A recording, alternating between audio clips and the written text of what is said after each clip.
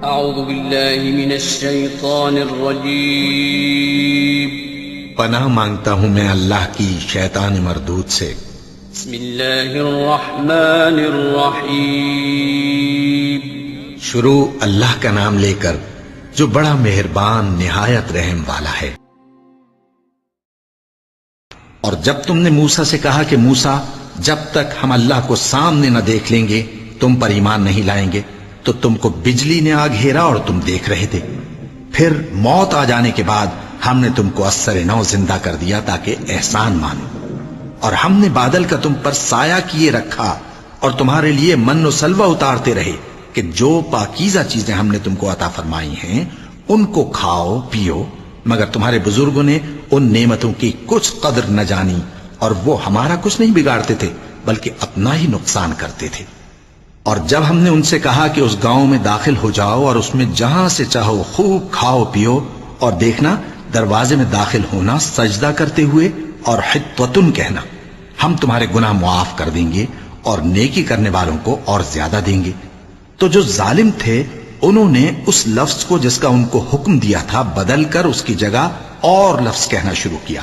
پس ہم نے ان ظالموں پر آسمان سے عذاب نازل کیا کیونکہ نافرمانیاں کیے جاتے تھے۔ اور جب موسیٰ نے اپنی قوم کے لیے ہم سے پانی مانگا تو ہم نے کہا کہ اپنی لاٹھی پتھر پر مارو، انہوں نے لاٹھی ماری تو اس میں سے 12 چشمے پھوٹ نکلے اور تمام لوگوں نے اپنا اپنا گھاٹ معلوم کر کے پانی پی لیا۔ ہم نے حکم دیا کہ اللہ کی عطا فرمائی ہوئی روزی کھاؤ اور پیو اور زمین میں فساد نہ کرتے پھرنا۔ اور جب تم نے کہا کہ موسیٰ ہم سے ایک ہی کھانے پر صبر نہیں ہو سکتا تو اپنے پروردگار سے دعا کیجئے کہ ترکاری اور ککڑی اور گیہوں اور مسور اور پیاز وغیرہ جو نباتات زمین سے اگتی ہیں ہمارے لیے پیدا کر دے۔ انہوں نے کہا کہ عمدہ چیزیں چھوڑ کر ان کے بدلے ناقص چیزیں کیوں چاہتے ہو؟ اگر یہی چیزیں مطلوب ہیں تو کسی شہر میں جا اترو، وہاں جو مانگتے ہو مل جائے گا۔ اور آخر کار ذلت و رسوائی اور محتاجی و بے نوائی ان سے چمٹا دی گئی اور وہ اللہ کے غضب میں گرفتار ہو گئے، یہ اس لیے کہ وہ اللہ کی آیتوں سے انکار کرتے تھے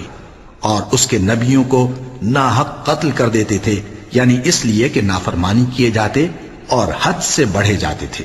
جو لوگ مسلمان ہیں یا یہودی یا عیسائی یا ستارہ پرست، یعنی کوئی شخص کسی قوم و مذہب کا ہو،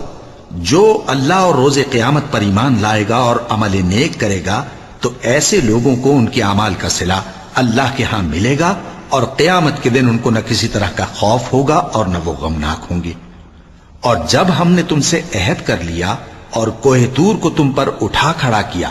اور حکم دیا کہ جو کتاب ہم نے تم کو دی ہے اس کو زور سے پکڑے رہو اور جو اس میں لکھا ہے اسے یاد رکھو تاکہ عذاب سے محفوظ رہو،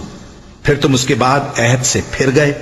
سو اگر تم پر اللہ کا فضل اور اس کی مہربانی نہ ہوتی تو تم خسارے میں پڑ گئے ہوتے۔ اور تم ان لوگوں کو خوب جانتے ہو جو تم میں سے ہفتے کے دن مچھلی کا شکار کرنے میں حد سے تجاوز کر گئے تھے، تو ہم نے ان سے کہا کہ ذلیل و خوار بندر ہو جاؤ، اور اس قصے کو اس وقت کے لوگوں کے لیے اور جو ان کے بعد آنے والے تھے عبرت اور پرہیزگاروں کے لیے نصیحت بنا دیا۔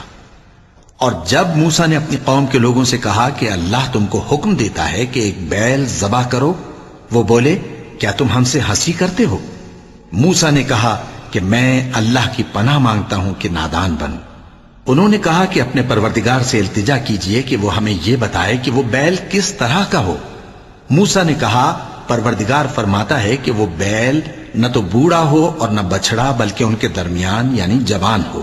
سو جیسا تم کو حکم دیا گیا ہے ویسا کرو۔ انہوں نے کہا اپنے پروردگار سے درخواست کیجئے کہ ہم کو یہ بھی بتا دے کہ اس کا رنگ کیسا ہو۔ موسیٰ نے کہا پروردگار فرماتا ہے کہ اس کا رنگ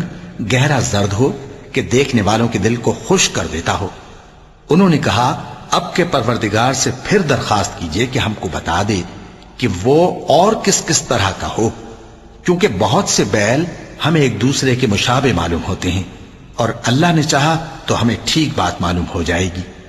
موسیٰ نے کہا کہ اللہ فرماتا ہے کہ وہ بیل کام میں لگا ہوا نہ ہو، نہ تو زمین جوتتا ہو اور نہ کھیتی کو پانی دیتا ہو، بے عیب ہو، اس میں کسی طرح کا داغ نہ ہو۔